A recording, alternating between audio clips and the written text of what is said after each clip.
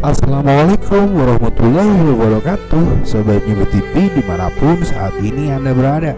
Dalam beberapa waktu yang lalu, penulis sempat melihat potongan sebuah video yang beredar dari seorang tokoh agama yang sangat disegani dan sedang menjadi tokoh yang berada di garis paling depan, tentang sebuah seruan untuk merubah harta simpanan berupa uang kertas dan menggantinya menjadi emas.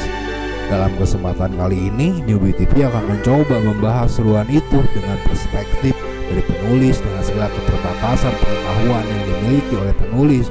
Besar harapannya apa yang Nyubi TV sampaikan dapat bermanfaat dan menambah sanah wawasan kita, sehingga jika dirasakan demikian, maka tidak ada salahnya untuk Anda menekan tombol like dan subscribe serta menyalakan tanda loncengnya untuk selalu mendapatkan update terbaru dari setiap video yang Nyubi TV unggah kemudian.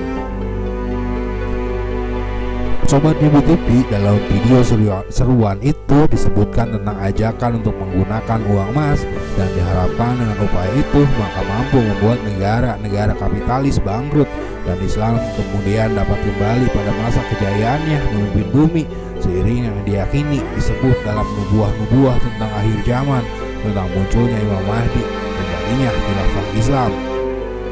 Tetapi pertanyaannya kemudian, mudahkah kita kembali menggunakan emas sebagai uang dan memperlakukannya dalam transaksi perdagangan? Sobat Nyubi TV, untuk menjawab pertanyaan itu, kita harus kembali flashback kepada sejarah di mana mata uang berupa kertas mulai diberlakukan, yaitu pada sebuah konferensi di kota Bretton Woods, New Hampshire, Amerika Serikat tahun 1944, di mana dalam konferensi itu maka disepakati bahwa untuk melakukan transaksi perdagangan antar negara, maka negara-negara di dunia wajib menggunakan mata uang dolar, sehingga negara-negara mulai saat itu wajib memiliki kertas-kertas dolar yang dicetak oleh Bank Federal dengan jalan menukarnya dengan emas yang mereka miliki, dengan janji emas-emas yang disimpan tersebut dapat ditukarkan kembali dengan kertas dolar yang The Fed cetak tersebut. Setelah hari itu, manusia tak lagi bebas nenek moyang kita yang pelaut berlayar untuk berdagang hingga ke Gujarat. Anak cucu nenek moyang kita yang pelaut hebat itu kini sebelum berdagang ke Gujarat harus dan akan menggunakan dolar dalam berdagangnya, sehingga jika tidak memiliki dolar maka harus menukarnya terlebih dahulu kepada dolar yang dimiliki oleh pemerintahnya sendiri yang disebut cadangan devisa, yaitu dolar-dolar yang didapatkan pemerintahnya melalui jalan menjual kekayaan alam. Sebuah kesepakatan yang mengikat bahkan memaksa, dan seluruh dunia harus patuh kepada aturan itu. Jika membantah, maka mereka tidak segan-segan untuk mengirimkan tentara-tentara mereka seperti yang pernah mereka lakukan pada Indonesia dengan agresi militernya demi menghapuskan BNI 46 yang mencetak uang kertas sendiri bernama ORI atau Uang Republik Indonesia, yang setiap sebuah rupiahnya dijamin dengan emas berat 5 gram, di mana demi mencetak uang itu para sultan kemudian rela menyumbangkan emas-emas mereka. Dan agresi militer itu baru berakhir pada tahun 1949 dalam konferensi meja bundar, dengan kemudian BNI 46 harus digantikan dengan Capas de Bank, dan uang Republik Indonesia atau ORI digantikan dengan UPI atau Uang Bank Indonesia.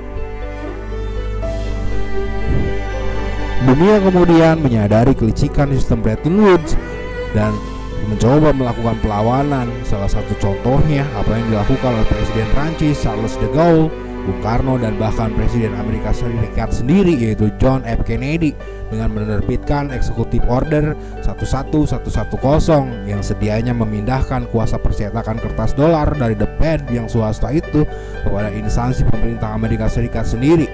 Namun naas, kesemuanya gagal, baik Charles de Gaulle, Bung Karno, bahkan John F. Kennedy sendiri yang ditembak mati, dan Bung Karno yang dilengserkan setelah upaya beliau keluar dari PBB dan IMF. Bahwa menjadi pertanyaan kemudian ketika ternyata ada sebuah kekuatan yang besar yang mengendalikan Amerika Serikat dan dolarnya untuk mencengkram dan menguasai dunia, melumpuhkan mereka dengan jeratan hutang karena kewajibannya menggunakan dolar itu. Adakah kemudian mereka akan membiarkan kita menggunakan emas? Lalu adakah kira-kira yang berseru untuk meninggalkan kertas dan kembali kepada emas akan mampu melawan kekuatan besar itu? Sebuah kekuatan besar yang mengendalikan Amerika Serikat dengan ribuan senjata nuklir yang mampu meluluhlantakan satu negara penuh. Dengan apa mereka akan melawannya? Cukupkah hanya dengan bertakbir? Sobat Gibi TV, bahwa ada kemudian gabungan negara-negara yang berupaya untuk melawan kekuatan besar di belakang Amerika Serikat tersebut, berupaya untuk keluar dan merdeka dari cengkraman penjajahan dolar dan memberlakukan mata uang lokal, yaitu organisasi BRICS yang dimotori oleh Rusia dan China. Bahwa negara-negara seperti Rusia dan China tentu sangat mampu memberikan perlawanan terhadap kekuatan besar yang mengendalikan Amerika Serikat tersebut, karena Rusia dan China pun adalah negara nuklir pula, di mana antara blok Rusia, China, dan blok Amerika Serikat hari ini sedang benar-benar terlibat dalam sebuah konflik yang hebat terkait permasalahan ekonomi ini.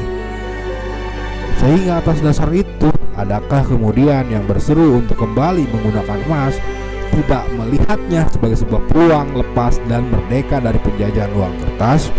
Bukankah dibutuhkan sebuah kekuatan pula untuk bisa lepas dari penjajahan? Bukankah Islam di akhir zaman tidak akan memenangkan pertandingan sendirian?